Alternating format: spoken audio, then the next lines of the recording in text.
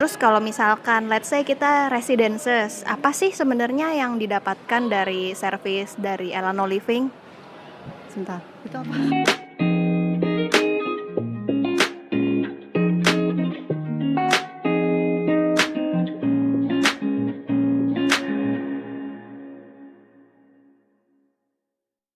Halo, kembali lagi dengan Elvina dari Elano Living. Hari ini lagi kedatangan nih salah satu desainer interiornya Elano. Coba nih, mana orangnya?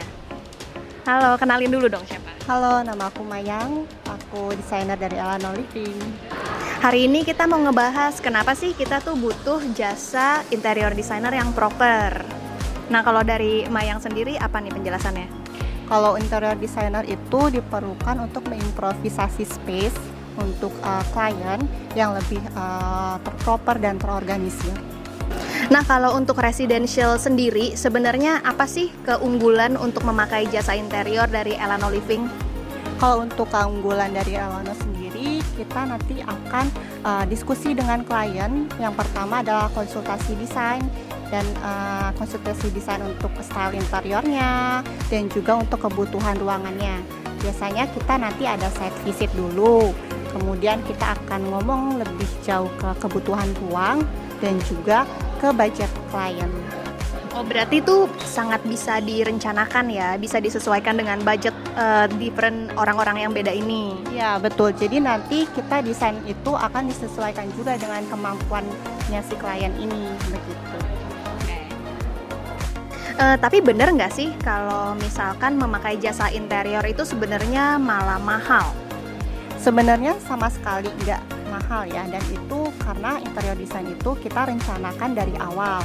Kalau misalkan kita rencanakan dari awal untuk kebutuhan interior desainnya sendiri, itu akan lebih mengurangi resiko klien untuk mengganti furniture di masa depannya gitu. Jadi lebih baik di planning dari awal supaya bisa long lasting 10-20 tahun. Oh iya, soalnya kan banyak kasus yang kayak kalau cuman pakai tukang, biasanya itu hanya bahkan sketch gambar ya, nggak ada renderan, nggak ada visualisasinya gimana. Dan banyak juga klien yang malah jadinya tidak sesuai ekspektasi di endingnya. Iya.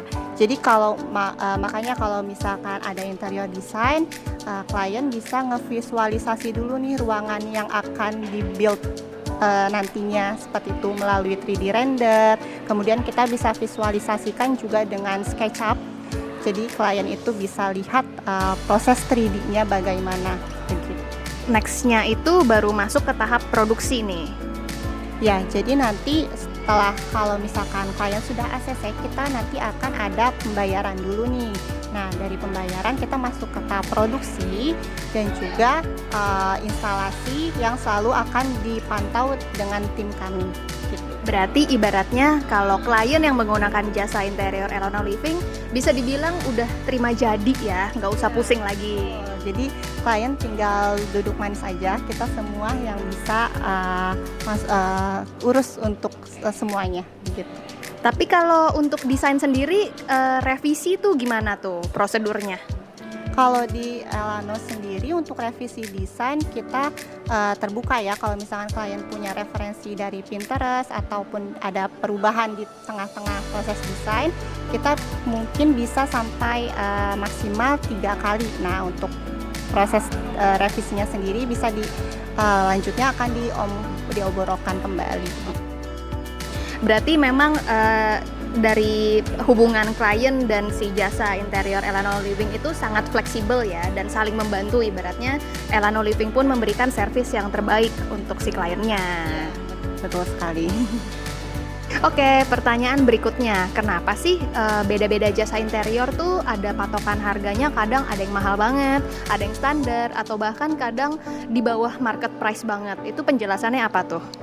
Kalau untuk harga variatif itu sendiri sebenarnya itu tergantung dari keahliannya tukang, kemudian juga dari material dan finishing, dan sebenarnya kalau dari kita sendiri kita itu sudah terjamin bagus ya untuk produk dan kualitas dari custom furniture-nya sendiri.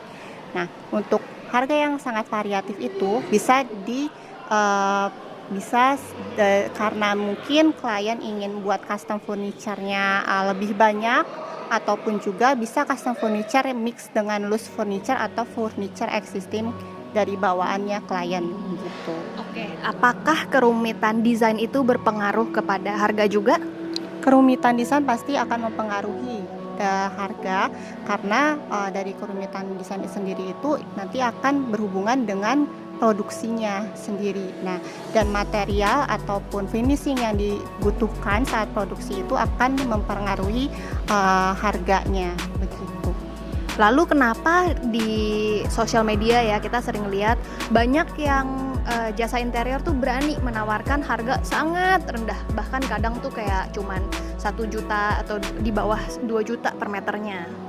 Nah, ini juga harus sangat diperhatikan ya, kenapa bisa sampai di bawah range 1 juta. Klien itu harus pastikan sendiri apakah memang ada pabriknya, dipastikan pabriknya di mana, dan juga untuk kualitas produksi dan materialnya sendiri harus ditanyakan oleh klien. Misalkan dibuatkan sampel finishing ataupun agingnya seperti apa, sebagus apa. Nah, kemudian kalau misalkan di bawah 1 juta itu biasanya itu tukangnya belum terlalu profesional, makanya dia berani ngasih range harga 1 juta. Nah, kalau misalkan di range di atas 2 juta ataupun 3 juta itu sudah bisa dipastikan bahwa tukangnya memang profesional dan sudah membuat custom furniture yang terjamin bagus kualitas. Dan berarti kalau kita let's say menggunakan jasa yang 1 jutaan gitu, berarti belum tentu malah mendapatkan barang yang bagus dan kedepannya malah mengeluarkan dana lebih ya biasanya ya. Iya betul, jadi perlu dipikirkan lagi nih untuk range harga ya, mulai dari per meter lari. Kemudian lebih baik sih di compare juga, dan kalau di Elanol sendiri kita sudah terjamin bagus gitu.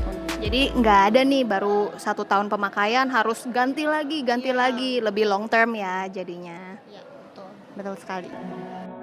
Oke guys, sekian pembincangan kita hari ini. Kalau kalian masih punya pertanyaan seputar jasa interior Elanol Living, silakan tinggal komen aja di bawah, atau jangan sungkan buat langsung WhatsApp ke nomor Elanol Living. Semua infonya ada di akhir video ini ya.